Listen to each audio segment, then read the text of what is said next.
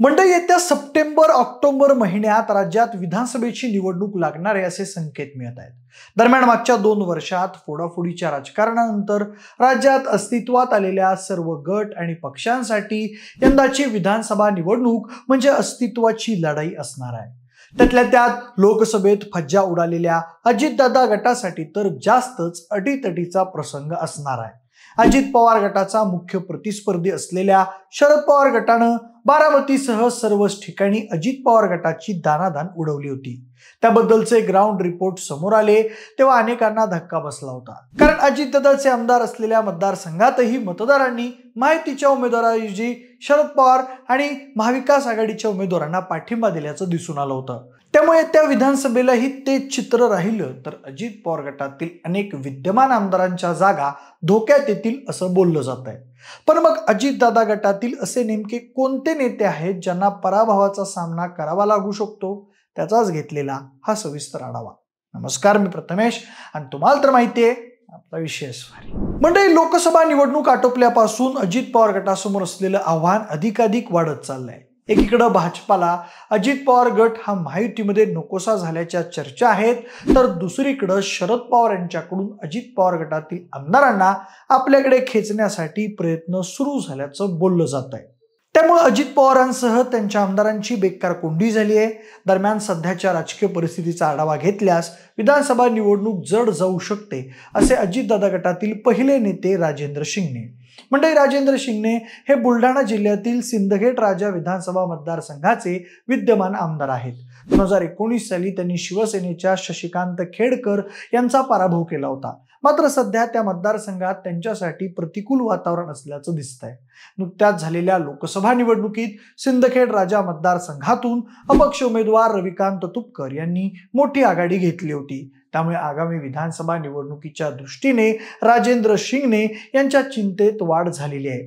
त्यात पवारांबद्दल असलेल्या सहानुभूतीचाही त्यांना यंदाच्या निवडणुकीत तोटा होण्याची चिन्ह दिसत आहेत।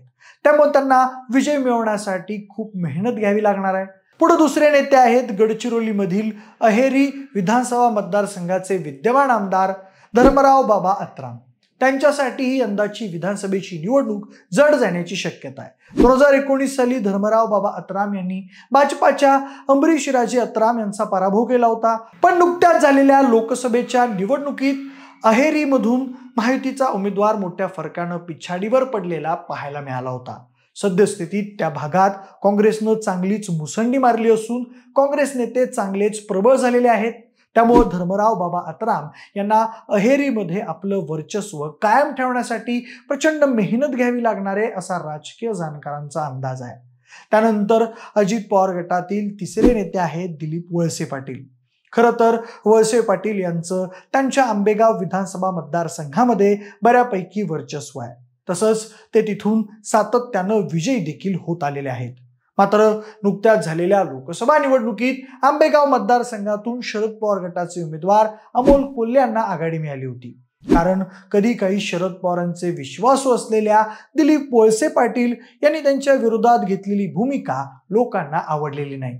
म्हणून मतदारांनी वळसे पाटलांच्या भूमिकेला बगल देत आंबेगावमध्ये पवारांच्या मागे ताकद उभी केली आणि याचीच पुनरावृत्ती आगामी विधानसभेत होईल अशी शक्यता वर्तवण्यात येते।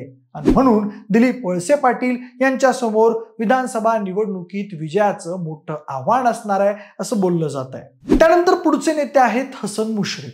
अजित पवार यांनी बंड केल्यानंतर हसन मुश्रीफ हे सुद्धा त्यांच्यासोबत गेल्यानं अनेकांना आश्चर्य वाटलं होतं। खरं तर कागलमध्ये हसन मुश्रीफ यांची मोठी ताकद आहे। मात्र मुश्रीफ यांच्या वर्चस्वाला सुरुंग लावण्यासाठी भाजपाकडून मागच्या अनेक वर्षांपासून प्रयत्न सुरू आहेत। त्यामुळे विधानसभा निवडणुकीत स्थानिक भाजपाकडून मुश्रीफ यांना सहकार्य मिळण्याची शक्यता थोडी कमीच आहे। त्यात शरद पवार यांच्याबद्दल असलेला सहानुभूती फॅक्टर त्यांच्या मतदारसंघामध्ये स्ट्रॉंग आहे। तसंच सध्या लोकसभेतील विजयामुळे बळ मिळालेल्या काँग्रेसकडूनही मुश्रीफांचा कागलमध्ये करेक्ट कार्यक्रम करण्याचा प्रयत्न होईल असं बोललं जात आहे। पुढे पाचवे नेते आहेत इंदापूरचे विद्यमान आमदार दत्तात्रय भरणे। इंदापूरची सध्याची राजकीय परिस्थिती पाहता त्यांना विजयासाठी अफाट संघर्ष करावा लागणार आहे असं दिसतंय। मागच्या निवडणुकीत दत्ता भरणे यांनी अटीतटीच्या लढतीत भाजपाच्या हर्षवर्धन पाटील यांचा पराभव केला होता। मात्र यावेळी परिस्थिती बदललेली आहे। दत्ता भरणे आणि हर्षवर्धन पाटील हे महायुतीमध्ये एकत्र असले तरी हर्षवर्धन पाटील हे इंदापूर विधानसभेसाठी इच्छुक आहेत. त्यामुळे तिथं जागा वाटपावेळी महायुतीमध्येच वाद होण्याची चिन्ह आहेत. दरम्यान लोकसभा निवडणुकीत इंदापूरमध्ये छुप्या पद्धतीनं हर्षवर्धन पाटलांनी सुप्रिया सुळेंना मदत केली असं म्हटलं जातं. जर त्यात खरंच तथ्य असेल तर मग सुळेंना मिळालेलं लीड पाहता हर्षवर्धन पाटलांनी मोठी ताकद जमवली आहे असं दिसतंय. जर ऐनवेळी त्यांनी शरद पवार गटात उडी घेऊन दत्ता भरणे यांच्या विरुद्ध निवडणूक लढवली तर मग दत्ता भरणे यांचा विजय अवघड आहे असं बोललं जात आहे.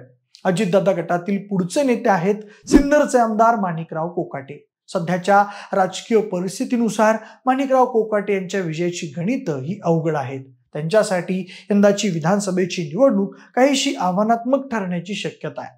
दरम्यान माणिकराव कोकाटे यांनी 2019च्या निवडणुकीत शिवसेनेच्या राजाभाऊ वाजे यांचा अटीतडीच्या लढतीत पराभव केला होता. मात्र नुकत्याच झालेल्या लोकसभा निवडणुकीनंतर त्या मतदारसंघातील संपूर्ण चित्रच पालटून गेलंय.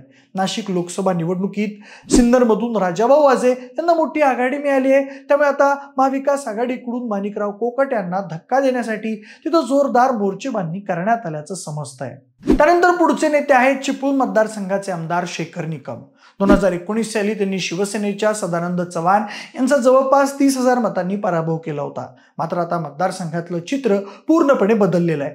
नुकत्याच झालेल्या लोकसभा निवडणुकीमध्ये जरी ठाकरे गटाचे नेते विनायक राऊत यांचा पराभव झाला असला तरी चिपळूणमधून त्यांना मिळालेलं मतांचं लीड चर्चेचा विषय ठरला होता. त्यामुळे चिपळूणमधली ठाकरे गटाची ताकद आता एस्टॅब्लिश झाली असून त्यांनी मोर्चेबांधणी करायला देखील सुरुवात केली आहे. तसंच आता मागच्या वेळी पराभूत झालेले सदानंद चव्हाण यांनी शिंदे गटात प्रवेश केला असून ते सुद्धा पुन्हा एकदा तिथून निवडणूक लढवण्यास इच्छुक आहेत. त्यामुळं शेखर निकम यांच्या विजयाची वाट बिकट झालेली आहे असं बोललं जात आहे. त्यानंतर पुढचे नेते आहेत बीडमधील माजलगाव विधानसभेचे आमदार प्रकाश सोळंके. मंडळी, लोकसभा निवडणुकीआधी पेटलेल्या मराठा आरक्षण आंदोलनाचा सर्वाधिक प्रभाव मराठवाड्यात दिसून आला होता. त्यातही बीडमध्ये जास्त. तिथं मराठा आणि ओबीसी असा संघर्ष उद्भवल्यानं मतांचं सरळ सरळ ध्रुवीकरण झालं होतं. त्यावेळी माजलगाव मतदारसंघातून महायुतीला आघाडी मिळाली असली तरी मनोज जरांगे पाटील यांनी विद्यमान आमदार प्रकाश सोळंके यांना पाडण्याचा इशारा दिला होता. आता विधानसभेलाही पुन्हा एकदा मराठा आरक्षणाचा प्रश्न तापला आणि जरांगे पाटलांनी मराठवाड्यात त्यांची भूमिका स्पष्ट केली तर सोळंकेंचा विजय अवघड होऊ शकतो असं बोललं जात आहे. पुढचे नेते आहेत अजित पवार गटाचे आमदार संजय मामा शिंदे. त्यांच्यासाठीही आगामी विधानसभेची निवडणूक आव्हानात्मक ठरू शकते असा अंदाज आहे. नुकत्याच झालेल्या लोकसभेच्या निवडणुकीत करमाळ्यामधून शरद पवार गटाचे उमेदवार धैर्यशील मोहिते पाटील यांना मोठी आघाडी मिळाली होती. त्यामुळे आता अजितदादा गटात असलेल्या संजय मामा शिंदे यांची विधानसभेत कोंडी करण्यासाठी त्यांच्या विरोधात नारायण पाटील यांना बळ दिलं जात आहे. स्वतः धैर्यशील मोहिते पाटलांनी आता त्यासाठी कंबर कसलेली आहे. त्यामुळे संजय मामांसाठीही येत्या काळात करमाळ्यामधून विजय मिळवणं कठीण होऊ शकतं असं बोललं जात आहे. आता यानंतर सर्वात शेवटचे नेते आहेत पुण्यामधील हडपसर विधानसभा मतदारसंघाचे आमदार चेतन तुपे. राष्ट्रवादीच्या फुटीनंतर चेतन तुपे यांनी सुरुवातीला द्विधा मनस्थितीतून न्यूट्रल भूमिका घेतली होती, पण नंतर विकास कामांची कारणं देऊन त्यांनी अजितदादा गटात प्रवेश केला. नुकत्याच पार पडलेल्या लोकसभा निवडणुकीत शरद पवार गटानं तिथून मोठी आघाडी घेतली होती. तसंच नुकतंच ठाकरे गटात प्रवेश केलेले वसंत मोरे हे देखील हडपसरमधून लढण्याची शक्यता निर्माण झाल्यानं तिथं महाविकास आघाडीचं बळ वाढलंय. परिणामी तिथली लढत रंगतदार होण्याची शक्यता आहे. मंडळी, या 10 मतदारसंघांशिवाय आणखी काही मतदारसंघांमध्ये अजित पवारांच्या विद्यमान आमदारांना फटका बसेल असं बोललं जात आहे.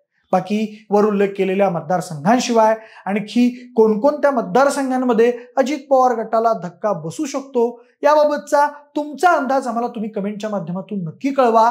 जर हा व्हिडिओ आवडला असेल तर लाईक आणि शेअर करा. सोबतच आपल्या विशेष भरी या YouTube चॅनलला देखील सबस्क्राईब करायला विसरू नका. धन्यवाद.